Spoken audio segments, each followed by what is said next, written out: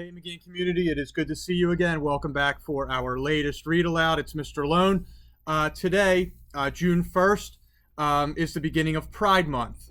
Pride Month is when the LGBTQ communities are celebrated. And to kick off Pride Month, we're going to read a book today called Pride, The Story of Harvey Milk and the Rainbow Flag. And I hope you enjoy it. Away we go. It is written by Rob Sanders.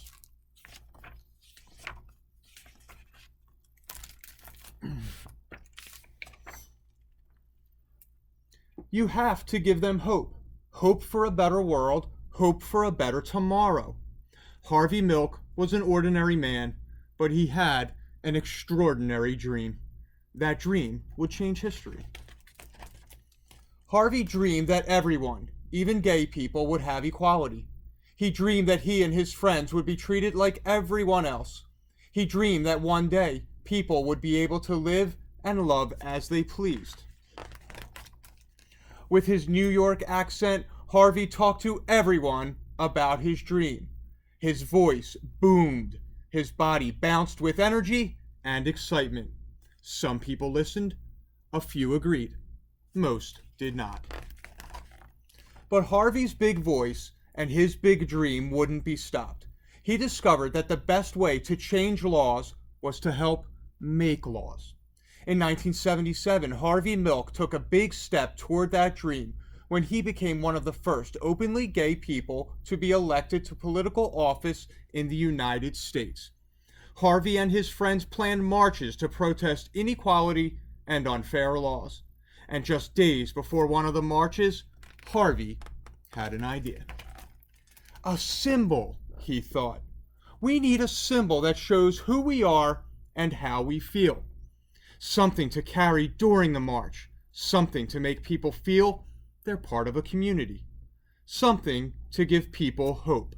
Something extraordinary. Harvey knew an artist who could help, Gilbert Baker. Harvey asked. Gilbert said, "We need a flag." Volunteers arrived to help Gilbert's design come to life. Together, they dipped fabric into large barrels filled with vivid, vibrant dyes. They cut and pieced and sewed until Harvey, Gilbert, and the other activists had a flag. A flag with 8 colorful stripes. A flag that Harvey hoped would give hope. Rights are won only by those who make their voices heard. And on June 25th, 1978, when it was time for the march, a breeze stirred in San Francisco. The flag unfurled. The wind blew. The flag fluttered, flapped, and flew.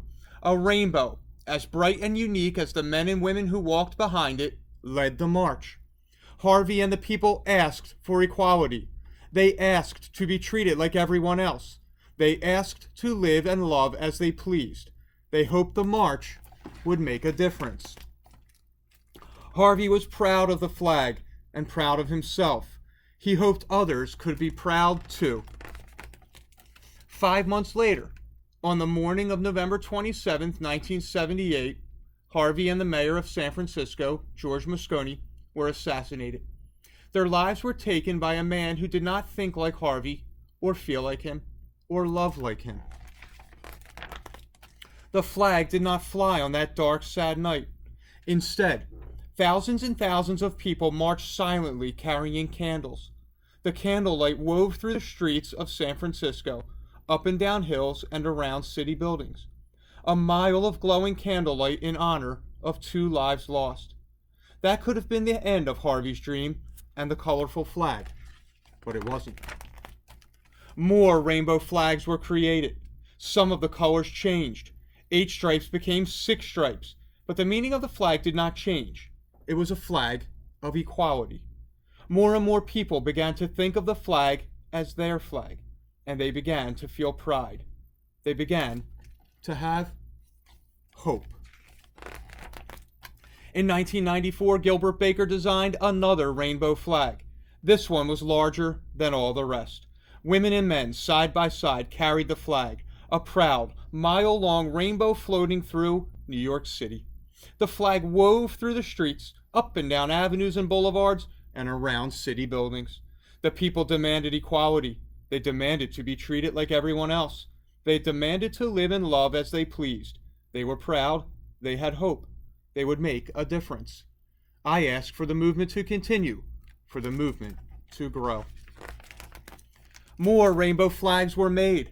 Some were printed on bumper stickers and t-shirts. Others were hoisted onto lampposts on Halsted Street in Chicago. One was hung in the Museum of Modern Art in New York City. Soon the rainbow flag was flying in other countries, like Brazil, England, Israel, Russia, Singapore, and Turkey. The rainbow flag now unfurled on farms, in suburbs, and in cities. The flag flew proudly outside public buildings, hotels, shops, restaurants, churches, and homes.